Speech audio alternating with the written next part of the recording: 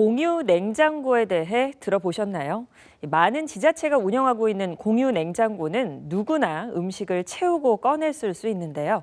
최근 찾는 이들에 비해 기부는 줄어 텅 비어 있는 곳이 많아졌다고 합니다. 공유 냉장고에 이어 등장한 먹거리 그냥 드림 코너도 문을 닫고 있다고 하는데 그 이유를 집중 취재했습니다. 먼저 김성원 기자의 보도입니다. 광명의 한 주민센터 앞에 놓여 있는 공유 냉장고. 쌀과 김치 등 여러 가지 음식이 들어 있습니다. 지역 주민들이 가져다 놓은 것들로 주로 근처에 사는 생활이 어려운 이웃들이 가져갑니다. 공산품도 또 이렇게 넣어주는 또 우리 동네에 또 교회도 있어요. 쌀도 주고 같이 우리가 포장해서 여기다 같이 넣고 또 갖고 와서 드시고 여기다 갖다 넣고 하시는 게 마음이 너무 흐뭇하고 행복합니다. 될 수 있으면은 좀 나이 드신 분이나 조금 어려운 분들이 가져가시고 또 이제 내가 여유가 있으면은 여기다 좀 넣으시고 또 그랬으면 좋겠습니다. 누구나 음식을 채우고 꺼낼 수 있는 공유 냉장고의 이용은 점점 늘어나는 추세입니다. 하지만 텅 비어 있는 공유 냉장고도 많습니다. 광명 시내의 또 다른 공유 냉장고 안에는 아무것도 없어 발길을 돌려야만 했습니다. 어떤 곳은 한 달 동안 기부한 내역이 10건에 불과합니다. 취재진이 공유 냉장고가 놓인 광명 8곳과 안산 3곳을 직접 둘러본 결과도 2곳을 제외하고는 모두 비어있는 상태였습니다.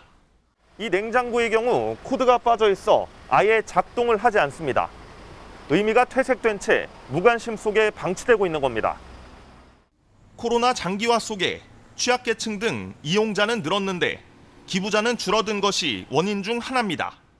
좀 채워진 모습을 보려면 언제쯤 볼 수 있어요? 대준이 없어요. 개인적으로는 기부하는 그런 분들은 그게 없어요. 개인적으로는 기부를. 처음에는 조금 하는 것 같더니 지금은 아예. 경기 불황에다 물가가 크게 오른 탓에 최근 개인 기부자가 거의 없다시피 한 곳도 많았습니다. 글쎄 요즘에는 그렇게 많이 안 들어와서요. 그 작년 같은 데는 이게 생수 같은 것도 좀 들어가는데 올해는 그것도 없네요. 어렵긴 어려운가 봐요. 사람들이 그러니까 나눠 먹기가 쉽지 않은가 봐요. 홍보 부족으로 시민들의 적극적인 참여를 이끌어내지 못했다는 지적도 나옵니다. 한 주민은 바로 옆에 살면서 공유 냉장고라는 것은 전혀 몰랐다고 말합니다. 공유 냉장고라는 거는 들어는 봤어요, TV에서. 근데 있는지는 몰랐어요, 진짜로. 이게 꽤 오래됐어요. 1년 넘었어요. 지나갈 때마다 비어있던데 보니까. 코로나19로 어려움이 커진 이들이 많아지고 있는 가운데 갈수록 줄어들고 있는 나눔과 기부. 이럴 때일수록 한 끼 식사가 간절한 이웃을 위한 사회적 관심과 도움이 절실히 필요합니다. BTV 뉴스 김성원입니다. 네, 이렇게 앞서 보신 공유 냉장고와 비슷한 먹거리 그냥 드림 코너도 있습니다. 끼니 걱정을 하는 어려운 이웃이라면 누구나 식료품 등을 무료로 가져갈 수 있는데요. 재작년부터 도내 곳곳에서 운영되고 있는데 취지와 달리 악용 사례가 나오는 곳이 있습니다. 의왕시의 경우 운영했던 그냥 드림 코너 2곳의 문을 모두 닫았는데 성숙한 시민 의식이 뒷받침돼야 한다는 목소리가 큽니다. 이어서 권예솔 기자의 보도입니다. 즉석밥과 김, 생필품 등으로 채워진 가판대.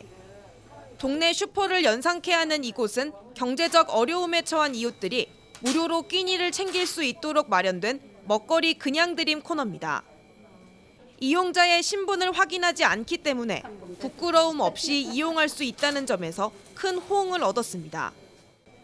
의왕시는 지난해 먹거리 그냥 드림 코너를 확장해 2곳에서 운영하기 시작했습니다. 먹거리 그냥 드림 코너가 문을 여는 날에는 이곳에 긴 줄이 이어졌는데요. 오늘은 좀 한산한 모습입니다. 이 가게 내부로 들어와 보니 더 이상 운영을 하지 않는 듯 내부는 텅 비어 있습니다. 먹거리 그냥 드림 코너가 설치된 또 다른 장소에 가봤습니다. 이곳 역시 운영을 시작한 지 6개월 만에 사업을 중단했습니다. 그 먹거리 무료 드림 코너 있지 않았습니까? 저는 도서관을 한 거고 도서관 입구에서 했고요. 지금은 안 하고. 의왕시의 이유를 물었더니 무료 나눔을 악용하는 사례가 자주 발생해 문을 닫을 수밖에 없었다는 설명입니다. 이 사업이 없어져서 정말 그분들이 결식의 우려가 있거나 실은 그렇지는 않아요. 굳이 이 사업을 이렇게 저는 예산 낭비라고 좀. 이 같은 문제는 인근 지역인 시흥시도 마찬가지입니다. 시흥시는 대책으로 이용 횟수 제한을 걸었습니다.